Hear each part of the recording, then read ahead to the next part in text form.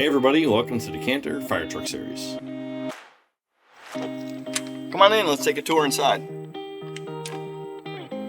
Welcome home to the Canter.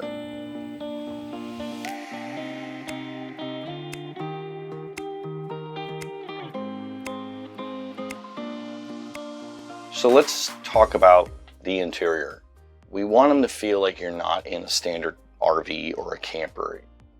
We do a lot with natural wood and natural products. It's warm, it's quiet, you don't hear the outside. I mean, there's 3 inches of wall foam and thickness in here, and the wood actually does help with the insulating properties of the RV itself. Before we put this stuff up, we spend a couple of days coating this with a waterproofing sealant. And that's, again, so when you're cooking, maybe by the kitchen area or something splashes on it, doesn't seep into the wood and stay there forever. You can literally just take a rag and wipe it off with a damp cloth.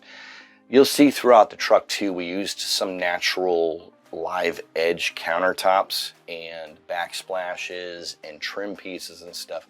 This stuff is actually out of a 400-year-old pecan tree that we went ahead and sourced through one of our local lumber mills. These beams up here, these are not support beams. They're not holding it up. They're more of a cosmetic decorative type look. But these beams are over 200 years old. We took these out of an old tobacco barn. This right here is a Laguna table mount. This can get folded up just by a couple of turns of these handles, and you can push it up flat against the dinette here, or you could just collapse it all down and put it away and store it, and then utilize the single post pedestal stand table that goes in here. We wanted to let in a lot of natural ambient light from the outsides, and the nice thing about these windows is they do tilt out to a full 70 degree, so they'll shed rain off if it starts to rain. But the other thing we like about them too is they've got the screen and the blackout shades built into them, and the backside of the blackout shade has actually got a Mylar backing to it, so it helps resist a lot of heat coming in from the sun. We actually use real hardwood flooring in this truck. We didn't use any type of laminates, any type of vinyls or anything like that. We used real 3/4 inch oak flooring. Yes, it's a little bit heavy. The truck doesn't even notice it's here. The other thing about the dinette, what I'm sitting on here is this platform. Everyone's like, well, why is it step up right here? Well, underneath this platform is pretty much the heart life of the entire truck. We've got our water heater, we've got our water tank, we've got our diesel air heater for inside, we've got our solar systems, we've got our batteries, we've also got storage underneath these seats. The other thing on board that we have in here is we have our water filtration system as well. We got our diesel heater, and if for some reason we ran out of diesel, that's where the wood stove comes in. So you got that redundancy in there, but that's what's inside all of this area here. We used a lot of marine grade appliances, the stove, the fridge, some other stuff on board here. The one thing I liked about this that the other ones didn't have, one of the biggest things was this top lifted up. And for cleaning purposes, I mean, you can get right in here and clean around the burners. You can take the burner tops off and get in there and really clean things up. It's a nice quality stainless steel, so it's really easy to maintain and take care of. The safety features that this has on board is it's got a low propane setting, so it will shut itself off if it's not getting enough fuel. It will shut itself off if it's starting to sense a leak of propane. It has a carbon monoxide detector built into it too, so it will shut itself off because of that as well. Really good safety features of those. That's key in these trucks. Now, we do install 2 separate gas detectors in the trucks. We have a battery operated one, and we have your standard one by RV code that we pass the inspection on. It has to be direct wired in and runs off a 12 volt or 24 volt power supply. That will do CO and explosive gas. So we want to make sure those are both on board. The other thing I like about this stove is it's got a gigantic oven, and it locks itself in place when you shut the door, so you don't have to worry about anything falling out if you're driving on the road. So if you wanted to come back here and cook while your person was driving, they could. The biggest thing that I really loved about the stove, and I've tried a bunch of them, is the temperature control on the oven. A lot of times in the RV industry, what we found is they don't hold their temperature very well. You're constantly having to check them or regulate them, turn them up, turn them down, and so forth. You end up burning your food and so forth. I put this thing on 375, and my test was to cook some cookies in it.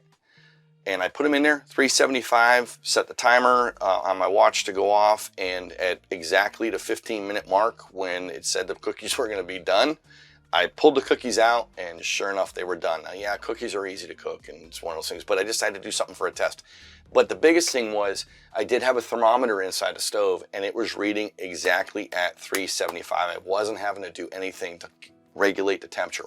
Once I set it, I was able to forget it and walk away, and it kept its temperature. So that was the biggest selling point, and a lot of the reviews were saying that about the Force 10. So again, it's going to be your own choice. You guys pick what you want when if it comes down to you building a truck. Again, good quality. The prices are a little bit up there, but pretty much the old adage, you pay for what you get. Let's move on over here to the sink. So this is just a standard, small stainless steel sink. The things we liked about this was the removable cutting board. And what we didn't find out until just recently, by pure accident, this actually fits right down perfectly into the opening in the area here for the top of the stove. So if you were sitting there and you just needed a place to, you're not using the stove and you needed a place to prep food and use the sink, you can drop this right down there and you just add it to your countertop again. So you got all that counter space again. Now, some of the nice things that came with this sink, some of the accessories, you got a drying rack that you can set up on the sink. We also like the fact that it has its own separate rack down below, so it's keeping it off the bottom of the sink, and you're not scratching the bottom of the sink that much. You're actually utilizing that mesh rack that's down there. One of the things I really liked about it, and you don't see it too much even in home industry, is this little catch, this little strainer that's inside there, especially in camping, overlanding, RVing, whatever it is. One of the biggest things that people will run into is their gray water tank starting to get filled up with particles of food and gunk and stuff from the sink. This is nice to have in there. So, you know, if you are cleaning vegetables or you're cleaning chicken or something like that, that's not dropping down into your plumbing and into your tank and starting to get that nasty rot smell. So it catches everything. We're able to go ahead and clean it out really nicely. Putting a standard faucet in here works great. It's got all the functions a regular kitchen faucet has: hot, cold, sprayer, everything like that. So again, really nice setup. We like that a lot with the way we put that in there. We went ahead and installed our, kitchen utensils as much as we could right in this general area. We got a little cup over here that's actually screwed down and in place. Put all of our knives over here on a magnetic mount. They do not come off while we're driving. It's really nice. We even included a little spice rack that slides out here. It does lock itself back into place when you shut it. We did install a power source right here. It is a GFCI rated for a wet location, just like you would do in a house. Because again, we go through that inspection and they check all that stuff. We went ahead and tried to come up with as much storage in the truck as we could. So we put in these overhead cabinets. We used just a little lever latch to keep everything locked shut, but these are all handmade doors. Not any of this was bought in the store. We actually had these made, and this is the pecan. We actually had a big slab we sent over to him. He planed it all out for us, and he made all of this out of that tree, which was really nice. And Glenn made this little wooden pocket out of the last little pieces of pecan we had, and we cleared it and shellacked it, so it actually is waterproof. There was one other space underneath the stove that we built. We lined it with fiber resin plastic so it can be cleaned, and if anything drips on it.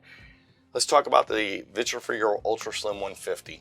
We get these out of a supplier out of Miami. These are, again, a marine refrigerator. We love these things. I mean, it's the perfect size for this truck, and actually for a lot of trucks. A lot of van builders use these things. This is a 12 volt 110 fridge. This thing works great just on 12 volt. So normally what we tell people is, like, when you're getting ready to go out for the night, plug in your truck that night, get it cooled down first off of shore power so you're not utilizing your house batteries and so forth. And then it maintains its temperature very, very well. It's got a lockout feature so you can set the temperature, lock it out, and it's set where you want it to be. You can lock out the controls so nobody can mess with it. You can turn the interior, you can put it into a sleep mode at nighttime where it will actually turn the compressor way down, maintain the temperature, but use very, very little power. And it will shut itself on and off through the 12 volt frequently to maintain the power usage in the vehicle so you're not constantly running your fridge.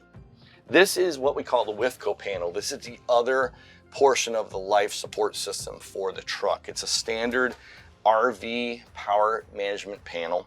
It's got the 110 side and the 12 volt side built into it. So it does help run a lot of this stuff on the truck. We like to install these because we'll put some of our bigger appliances on these. We'll put our outlets on the 110 side. We'll put our The outlet for the fridge on the 110 side, it's got a 30 amp main breaker, so when you plugged in outside, if you exceed that, it'll shut the system down. But again, we put a lot of these in here.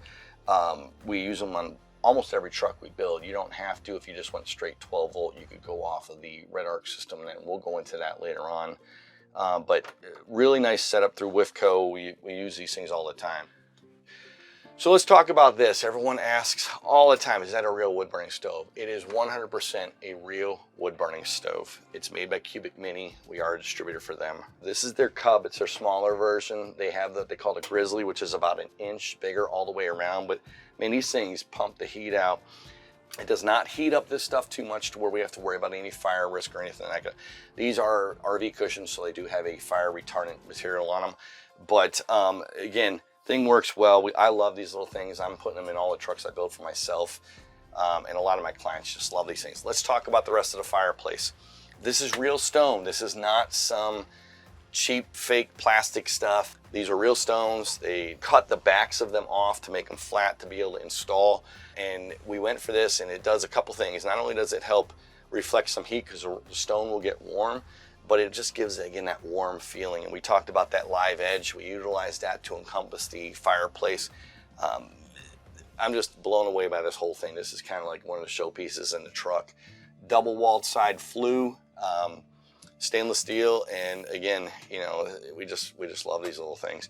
So with that being said, what I says, well, we got to be able to have wood come in here. We got to be able to have a way to keep wood in store in the truck and not make a mess.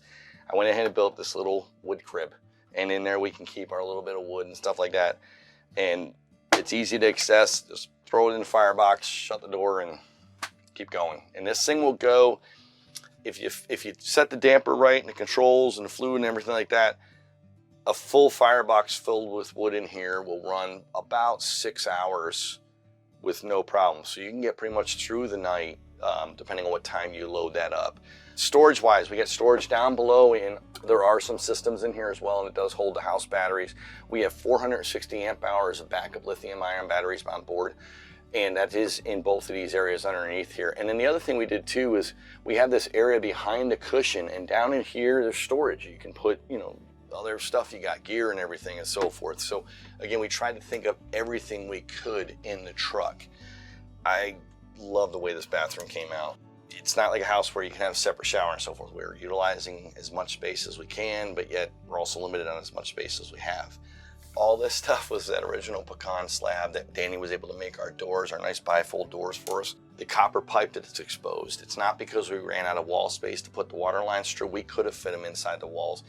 I want to have that old look of pipes on the wall, the old copper pipes that get the patina and stuff on them. So that's the actual water line that supplies the toilet, the cassette toilet, which is a Thetford cassette toilet. And like I talked about before on the outside video, that encompasses its own black water tank and everything right into it. So you don't have to worry about the separate tank down below that you have to drain with the hose, and it can get kind of nasty. It's all right there. So really good toilet. The seat can spin 270, so you can set it whatever direction you want. Glenn went ahead and tiled the floor for us in this, and he did a really nice job. We put a linear drain into the floor. This is a real marble threshold. We went with this river rock, and it just came out absolutely gorgeous. The gray kind of just accentuated a lot of the black that we have inside the truck, and for accessories like knobs and so forth. The walls are lined with fiber resin plastic, which you'll see in a lot of bathrooms. The reason for that is we got to make sure walls are waterproof, especially if you're taking a shower in here and it's your bathroom and everything, so we can't get things wet. They've got a little shelf in here to work with, and you put a soap up there. The other thing I put inside here was this little soap dispenser, so it's got a body wash, a shampoo dispenser in it. The shower in here is a rain shower. It's got a rain head up in the ceiling and got a diverter control on the walls over on the side here. And then it also has a separate wand. Again, guys, this is not a bathroom like a house where you're gonna get in there and you can just stand in the shower for a long time. It's get in, get wet, soap up, rinse off, get out. It's not to sit there and you got to think you've only got 50 gallons of water, and you're using that 50 gallons to go to the bathroom, you're using it to eat, cook, drink, whatever. So you got to be cognitive of what you have on board so you don't run out. We also installed a waterproof toilet paper holder. It works very well. I mean, at times we have used the shower and utilized the bathroom area. Toilet paper stays as nice and dry as can be. It's got a little weather gasket around it, so when you shut the door on it, it's sealed tight, and it's pretty darn tight. So anyway, but that's pretty much the bathroom, guys. We did install a separate range curtain in here. We don't want the door getting wet. We don't want water coming back out, but you'll see that in a lot of RV van builds and just regular RVs in general as well. They have a secondary curtain. When you get in there and you shut the door, you can shut the curtain also. But again, really nice setup for the bathroom, and we're really happy with the way it turned out. So guys, let's talk about the sleeping berth, or what we like to call the treehouse. It's tight, but again, we went off the design of what the client wanted. You know, it works out well. You can see the TV from up there if you really had to. We've got a little bit of an oscillating fan up there to kind of help move some air around and so forth. Plus we have all the windows, and this sky hatch over here opens up. It's got a blind and a screen built into it as well, so you can have the blackout screen closed, or you can have just the screen and the roof hatch open for, you know, nighttime air or movement and so forth. If it's a nice cool evening out, you want to have that natural cold air coming in. It's a nice setup. To get up in here, people are like, it's awfully high. How do you get up there? Well, again, Glenn worked his magic with the last couple of pieces of pecan we had, and we made ourselves a ladder. It's very easy to climb up, and I incorporated a little handle up here you grab onto and kind of help your balance, and you're able to get up into there and down very, very easily. We got our towels and our bed linens and things like that stored in here for the client. And it works out really well. And again, it can be whatever. You can put your shoes in there, whatever, so forth. But remember, we have this pass-through to get into the inside of the cab. So if you pull into a location at night, maybe you don't feel so comfortable or something like that, you don't even have to get out of the truck. You can open up the pass-through on both sides, crawl through, and get into here. So what we have here is we have the Red Arc Manager 30 screen. From this screen, it's telling me a multitude of things. It's telling me how much power the truck's using right now. It's telling me how much power the truck's getting from the solar system and producing. It's telling me where my batteries are. It's telling me where my water levels are on my tanks. It's telling me a whole bunch of information. This is our control for our water heater. We run off the propane side 90.9% of the time, like I talked about before. Moving on, this is our control right here for our diesel heater. And with that auto-term diesel heater, that is pretty much our primary heat source during winter camping. And these things work incredibly well. So, and there it is right there. There's the screen. It's telling me, you know, everything's good to go. And so we can control all that from there. The other thing that we have on board here is we have our cameras right here. And if I turn that on there, I just turned on the cameras outside the truck. So right now it's automatically recording. I can set it to turn on and off on its own, and I can do that all from the controls here. But again, another nice feature of the aux beam, we can turn everything on and off from there. A couple of other things I have: the rear lights, I have the water pump. I don't leave that running or have power all the time to it. God forbid if there was a leak, it's gonna pump all that water into the truck and you've got a mess. So when I go to use the water in the truck or whoever, they turn that on, the pump clicks in, and it will shut itself off when it builds up the pressure it needs to.